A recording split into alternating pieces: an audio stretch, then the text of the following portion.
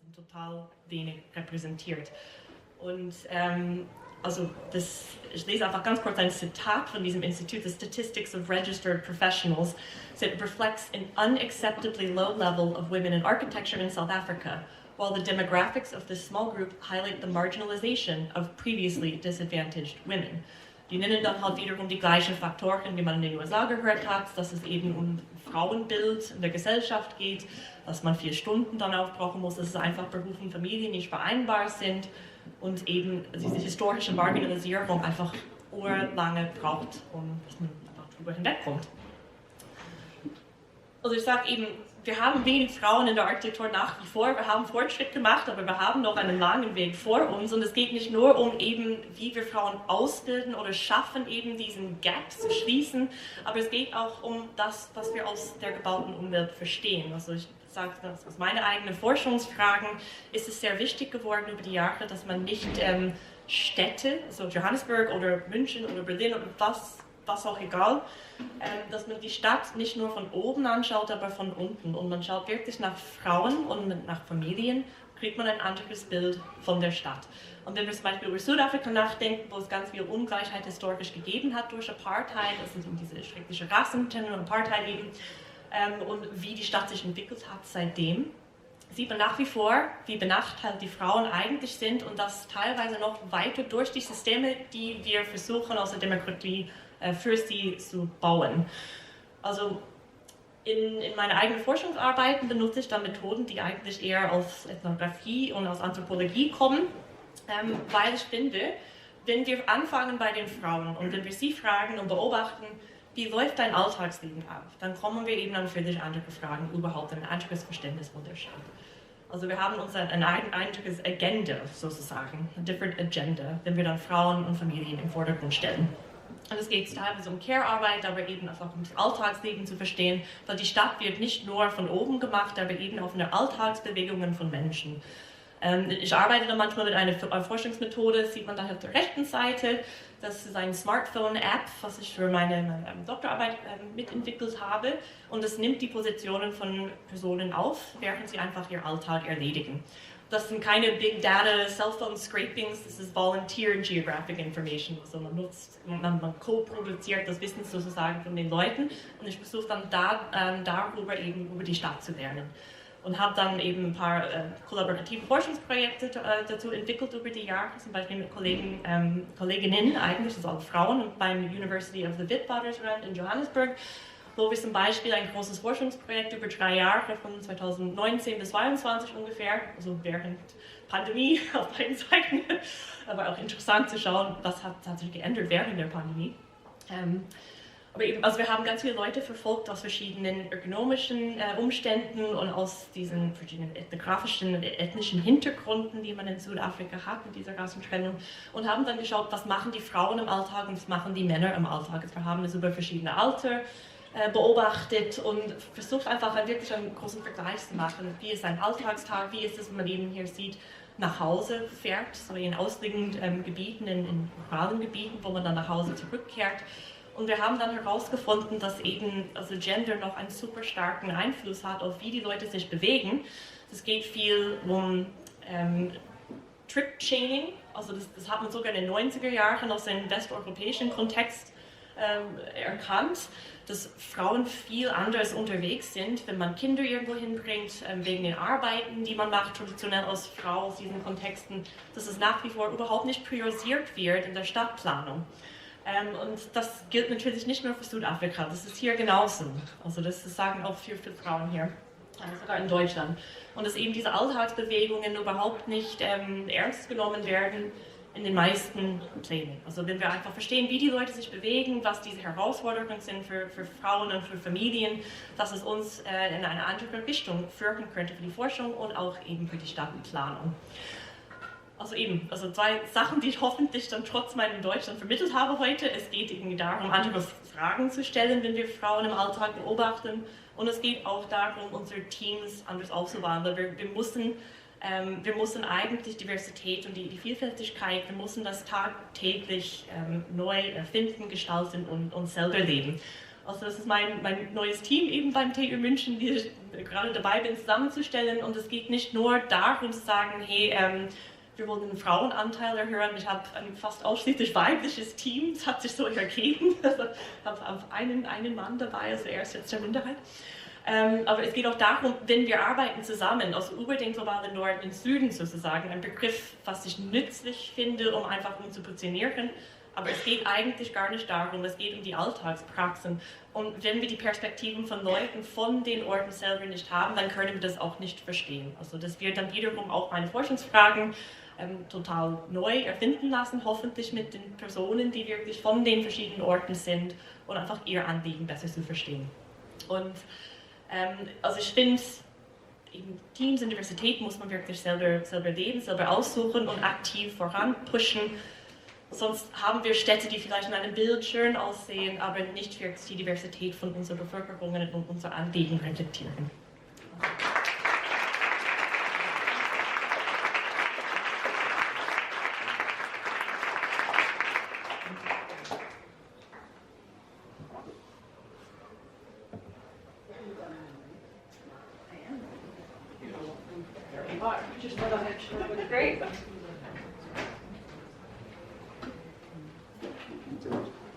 Beeindruckendes Schweizerdeutsch, amerikanisch. Love this mixture. Okay, wir sind ein bisschen im Zeitplan hinterher. Ich hoffe aber, ihr habt immer noch Geduld. Ihr könnt ja auch zwischendurch nochmal aufstehen und euch ein Getränk holen. Aber jetzt unterhalten wir uns mit unserem internationalen Publikum. Und ich freue mich ganz doll. Und bitte auf die Bühne Alejandra Jimenez.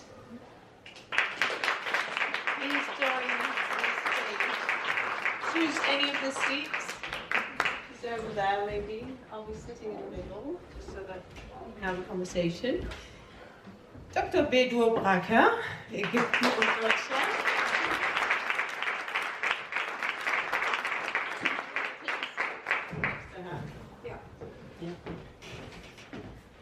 Etta Madete Mukuba, sorry.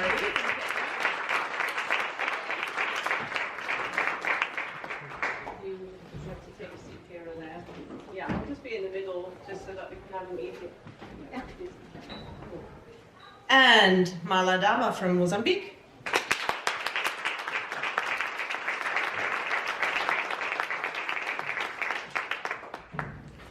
Okay. Geht dieses Jahr auch super. Toll. We're well equipped. Okay, so let's not waste any time. I want to ask all four of you the same question. What is special about the field of architecture when it comes to the underrepresentation of women? Because a lot of the things, you know, gender pay gap, the issue of trying to sort of sort your own life out with children because you want to spend time with them but also have a good job. All of these things I know from politics. You know, this is, so what's special about architecture? Think about your answers, Alejandra. And just pick this one. Oh, you have to switch it off. You have to hold it a little longer. No. Yeah. So the question is, like, what's special about architecture for women in architecture? What is distinctively? I mean, I think Lindsay hinted at a couple of points there. You know, the view from traditional architecture, sort of looking at a place that you have and you want to design something and you look from above and you ignore the people who are actually moving around. Is that something that you find as well? I think in my experience and in my perspective, what makes different architecture coming from a woman is that we see it from the perspective of care, and we cannot just put the technical part of it and just like focus on the technical part.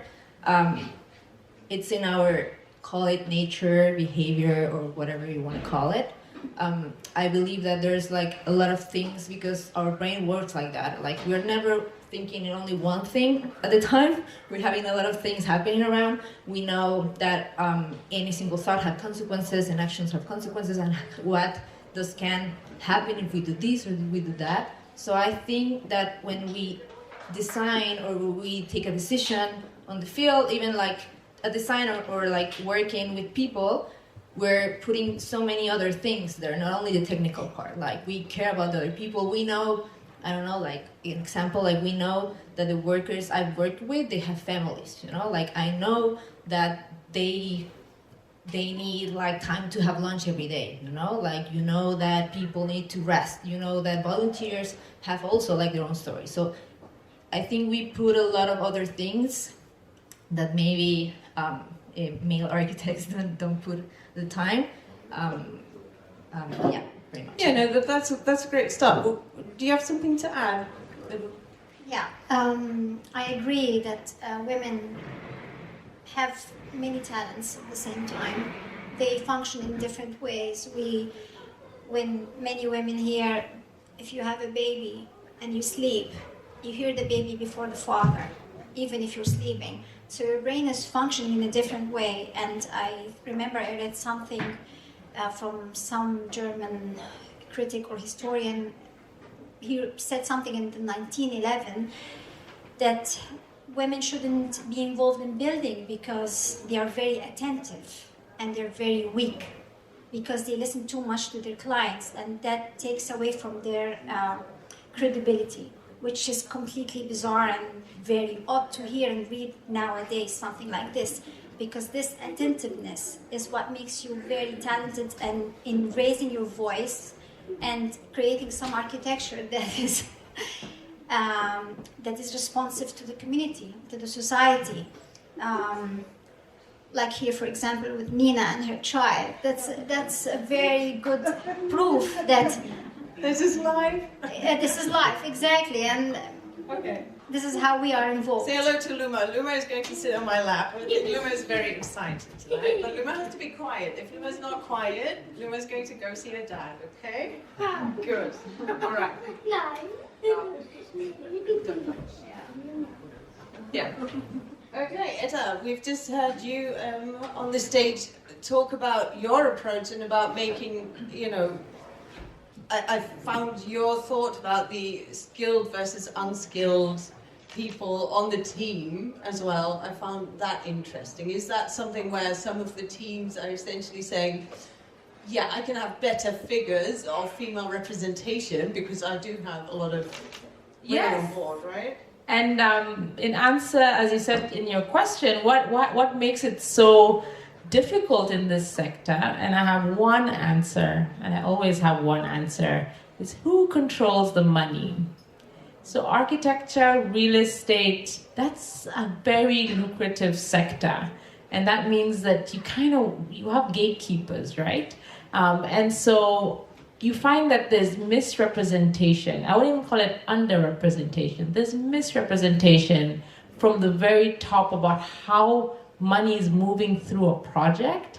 And so by the time it gets down on the ground, building, designing, it's either, as we've just described, just sort of like a checkbox, like, yes, I'm supposed to have women, check.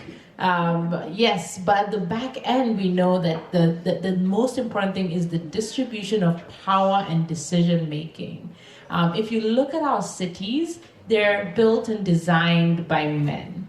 But if you look at African traditional architecture, it used to be built and designed by women.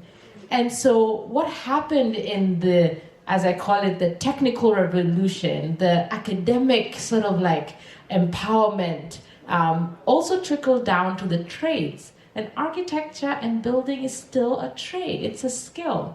The second piece, apart from money and the fact that the academic qualifications meant that you were locked out for a long time, the second thing is, the third thing is that there's a point when building became about strength. And so like concrete and heavy stones and all those sort of like configurations began to lock out women even from the sites. Yet right now, if you're on the designing table and you look at how prefabricated materials work, designing smaller modules that are more scalable and much more accessible to women on the construction sites begins to democratize the fact that building itself doesn't necessarily require strength.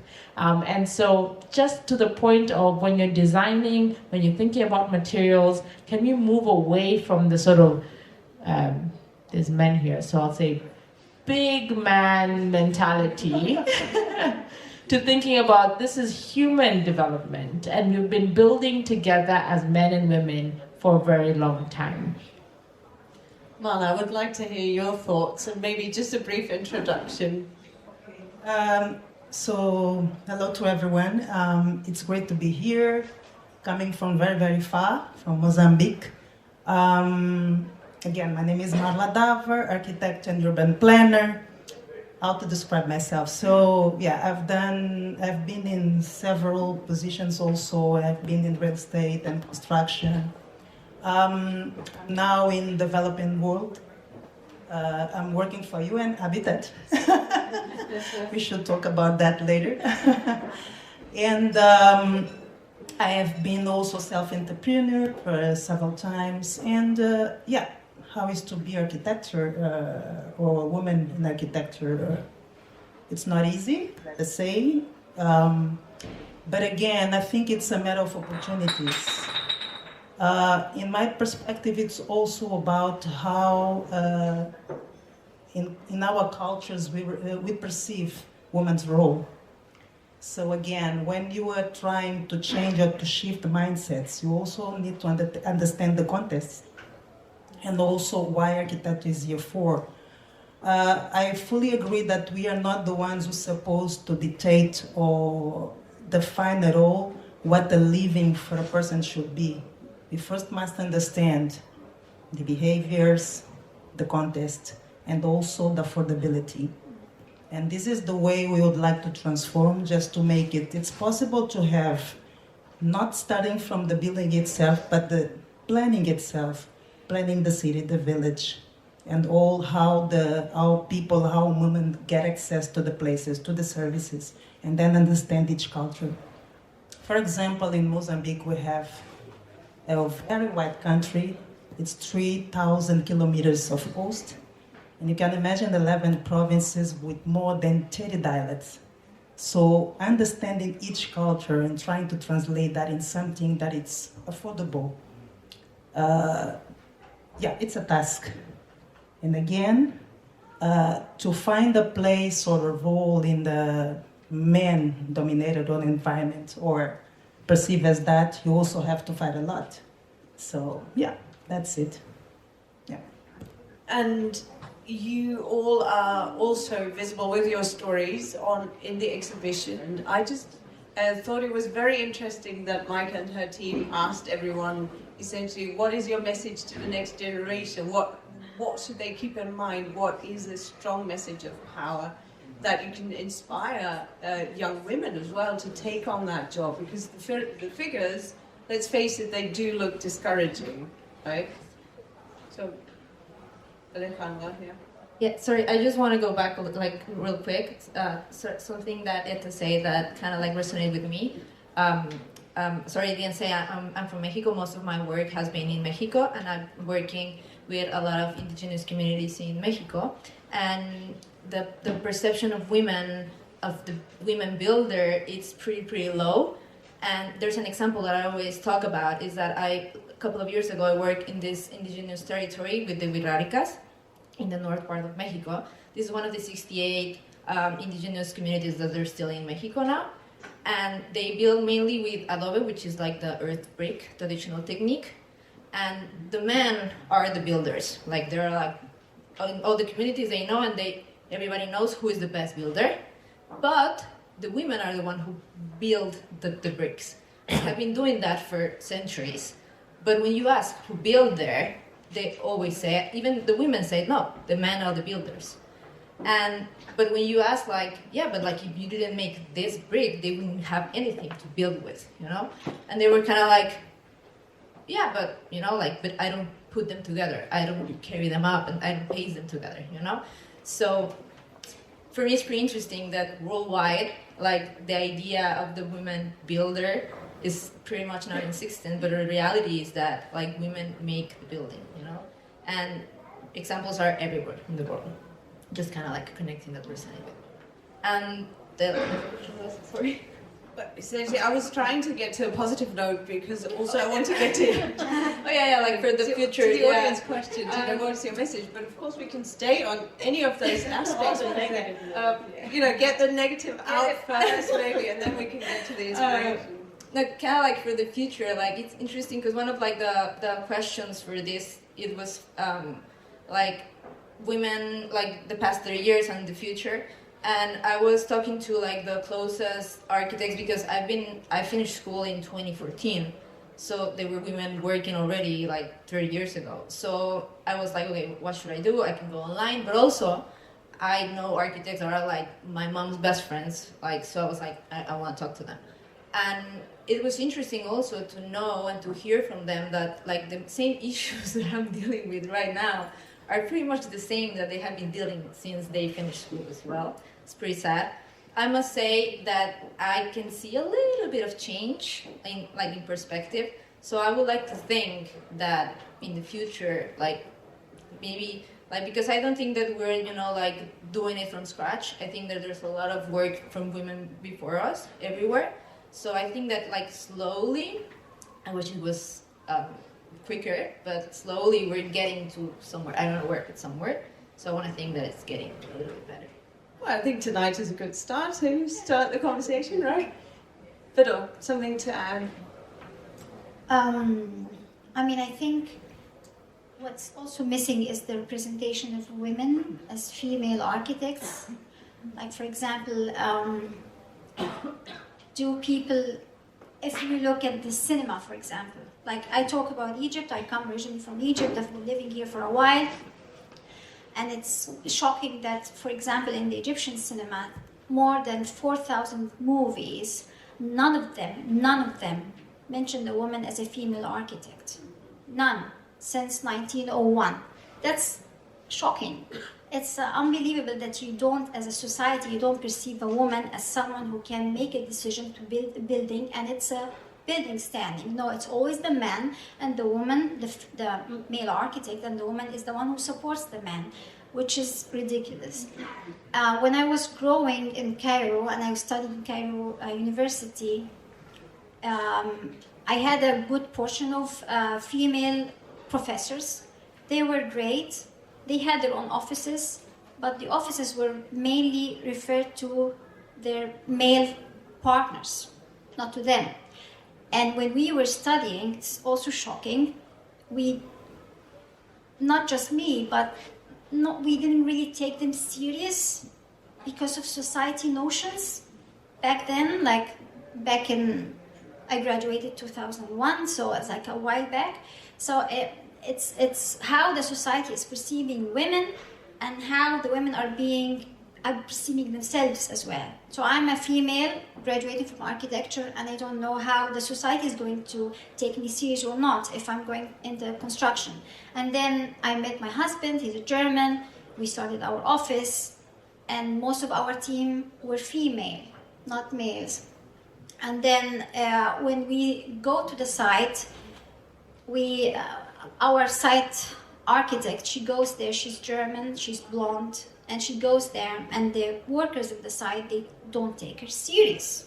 So she has to go 2, 3, 4 times, like stomp on the ground, and this struggle is never ending. It's ridiculous. I mean, just the fact that we are sitting here talking about us women in the field of construction is astonishing. It shouldn't be like this. It should be men and women are the same. We are talking about the progress that is happening in the construction industry. Not about us women, what defending ourselves and keep talking about ourselves, what we're doing and how we do it, and just explaining ourselves is just also, I don't know, it's just boggling, yeah. Marla, would you like to say something? Yes, indeed. Maybe when you put something in the spot showing that this is different, the others start to see that is really different. But when you normalize it, that can become a really normal, if we can say that. I have to agree that we always have to show our value, but also the way we perceive ourselves. If I have to say to the other women what you have to do, just believe in yourself and don't think that you are different. Because I do remember when I started, and also during the studies, you used to act and behave as a man just to be accepted, and sometimes just to raise and turn to change the tone of your voice just to make more I'm going to say, credible, even especially when you are in the side coast faction, which is really, really, really a thing. So again, an advice: trust in yourself, believe in your skills, and don't feel that you are different, because you are showing that. If you feel that about yourself, that is will perceive as that. So more mentorships. I think also mixed programs where we have both men and women, so we can show that that is normal. And I think in my case, I just felt if I had a mentor since the beginning, someone to follow and someone to push me and also to guide, and I think we have the opportunity to also to push for other young women which are starting with the same phrase we had in the past. So yeah, this is my thoughts. Thank you. I have one word for women who are coming up: shout. Shout. Nice publicity. Not just publicity, but like I think we've been hidden figures for very long. Like when you look at the history of the world, women have been working, but they've just not been acknowledged. They have been building, they have been buying, they have been stabilizing their communities, they have been, raising children, raising husbands, like taking care of the parents, yet we never get that acknowledgement. And at this point, right now, I'm not a social media person. Mikey and the team who are organizing this know my email activity is slow at best. But like, if we have social media, all the women who are currently trying to see, is it possible to be Nina Peters? Is it possible to be the head? Is it possible to run organizations? They need to see women in those positions, and then they have a target to go to. So the answer is, let's just shout. And it's difficult for us because we've been so raised to be like, quiet strength and be seen and not heard. Soft power. And now it's like, yes, I can be soft and loud. I can, build affordable housing projects and, run around with the kids and like be quiet and not speak about it. But like let the work speak for itself, and let us encourage other people to share so that the women can be like, oh, I can do that. She's done that, and you can. So shout.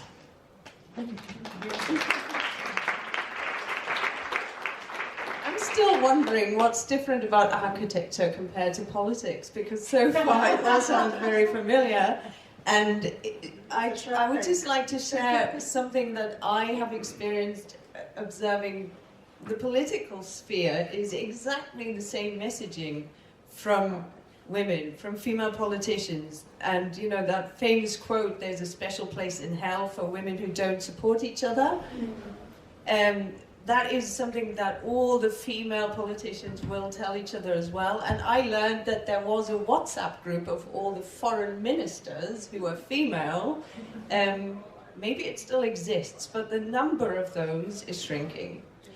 The number of female foreign ministers around the world is not as high as it was 2 years ago. We don't have a female foreign minister anymore, but she was somebody who was well connected with other women, and they would send each other photos when they were wearing a dress and everybody else was wearing a black suit. So I'm wondering, is that something that you perceive? Where are we standing here when it comes to architecture? Is that something that you worry about as well in your networks, that we're sort of seeing this, move? You look at developments in the US, you look at the trend towards conservatism again. Are we on the brink of not quite reaching that equality, and then already the men are taking over again? Are you talking about Europe or are you talking about the global south? No, I'm talking about the global sphere, but you know, if even Europe loses the amount of, you know, women representing important positions.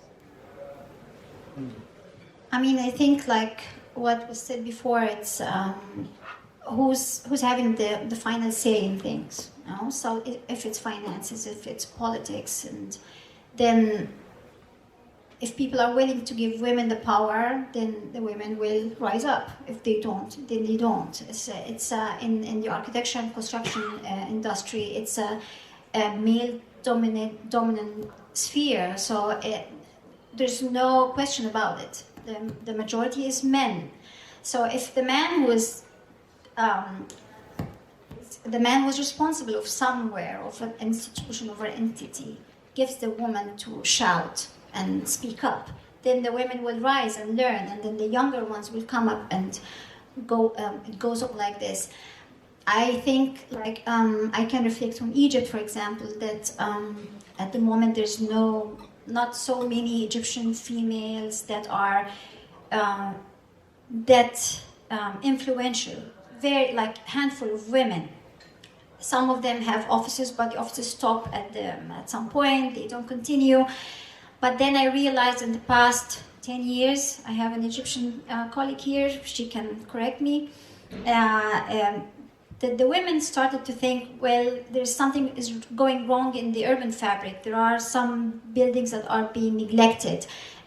We need to take the initiative. We need to do something that the government is not supporting us. So we need to create new NGOs. The way we work with some other people that can help us financially, sustainably, and reinvent our city in the way that we as women can do.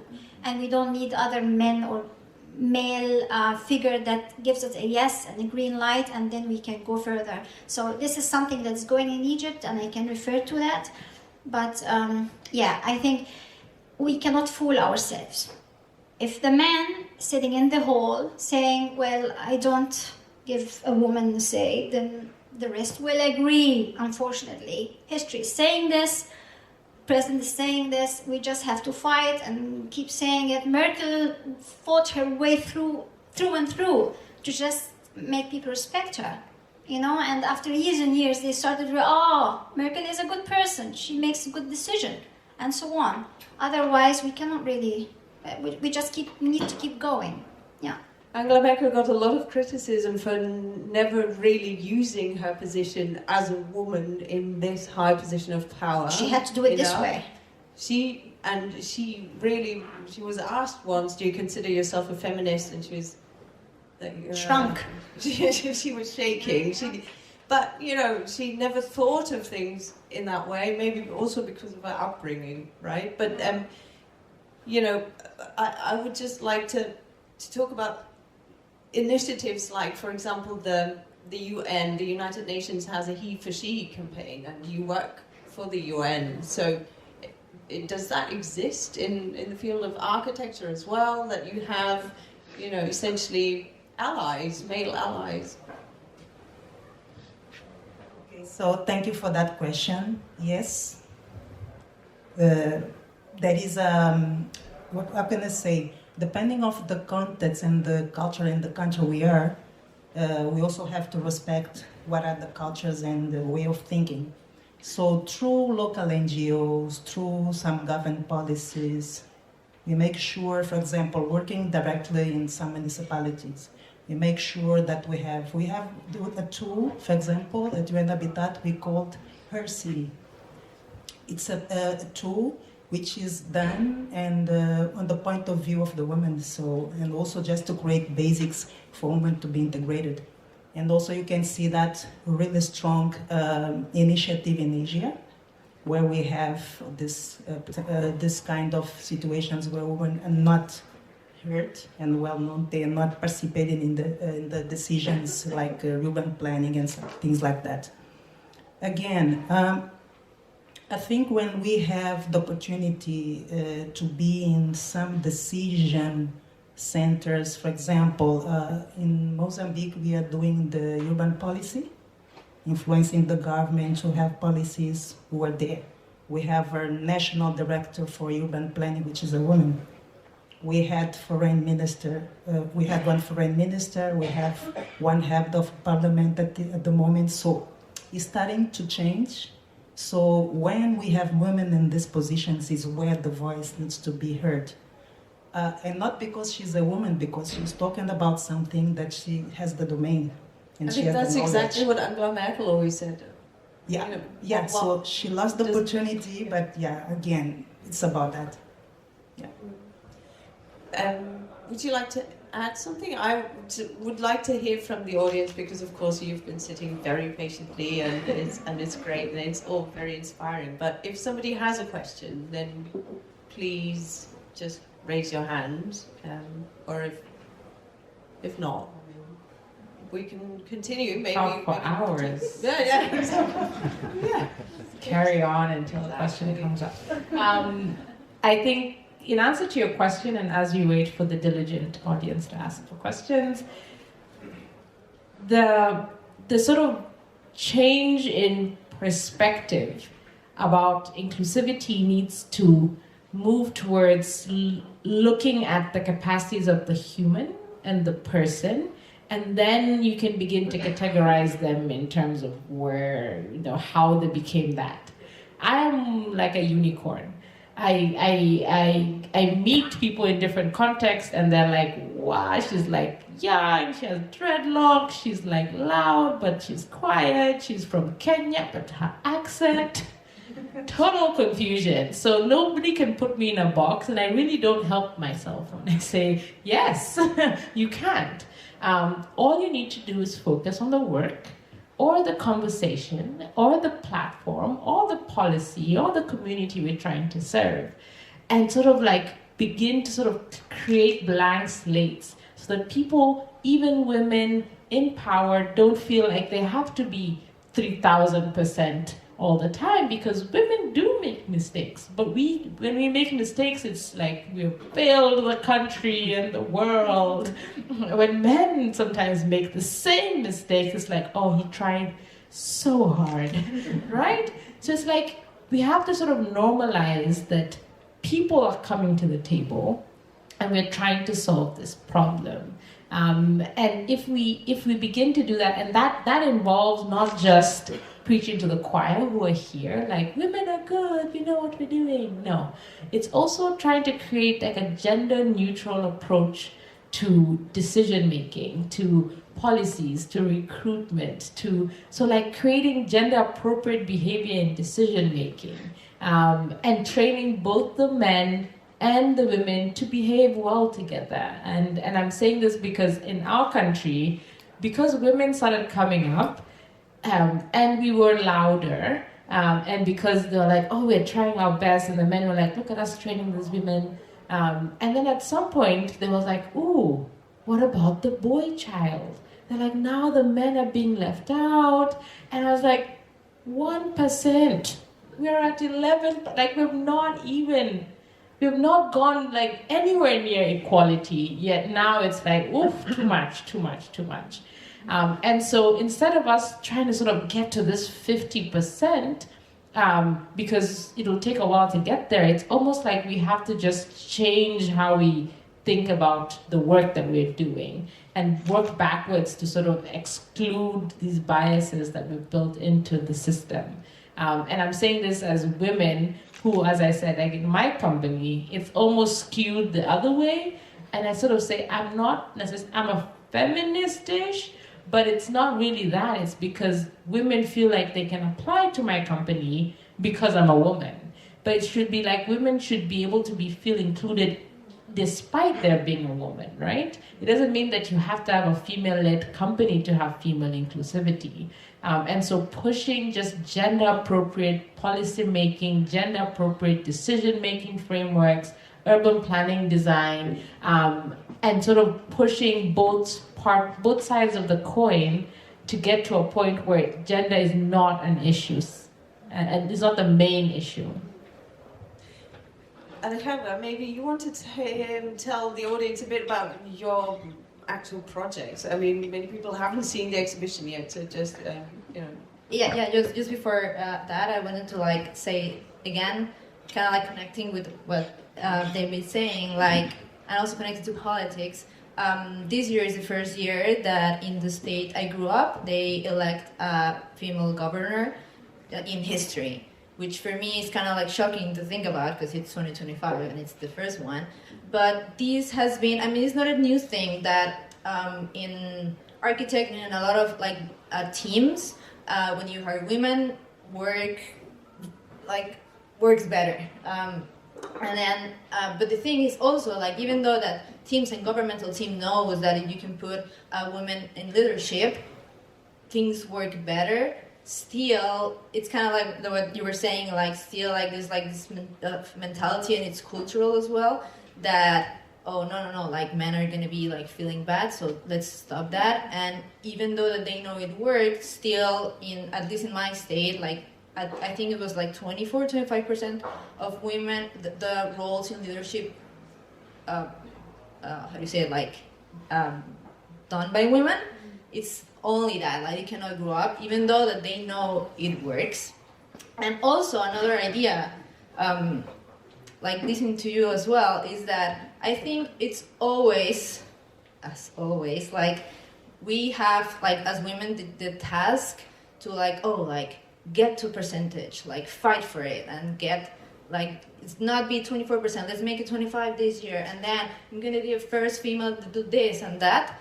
But also, like, I would invite also like the, I don't know, institutions or like even, I don't know, like culturally, like change it a little bit, you know, like raise your children, your men, to like actually allow that, you know, like instead of always being us in a constant, like, you know, like working towards it, fighting for it, because maybe it could be easier, as you were saying, like, I love, like, I'm really, really grateful to be part of this event, but I really wish that there was no need to be part of like women architecture event, you know, like as you were saying as well, that just like architecture event, you know, and speak about how amazing we all build and design together, you know. It's like a dream, you know, but it's kind of like, I would also like, I always talk about like why we always need to carry the burden of like, we need to do this, we need to do that, instead of like, okay, like also men have to put some part of it, you know. Yeah, and I think the best way to make sure that in future this festival can be called architecture is to network, exchange ideas, good thoughts, and have fun together and build strong ties, share all the frustration, but also share all the fun and stay in touch. And what better way to do that than afterwards with drinks, but first we'll have some music. So if nobody wants to ask any questions, maybe they want to ask that in private, that's also perfectly fine. I want to add something. Okay. And something that is not global south and global north. We need to get out of the geography and change the mindset and make it just the global architects. Not females, not males, but just architects. Now that's a name for the festival in the future. Global Architects in the Berlin Global Village. Okay. All right.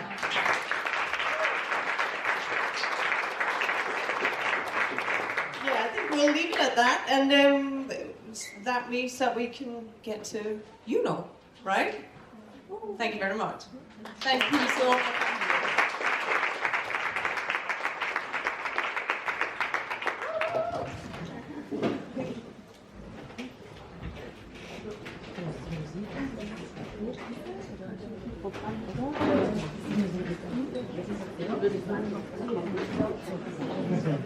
Ja.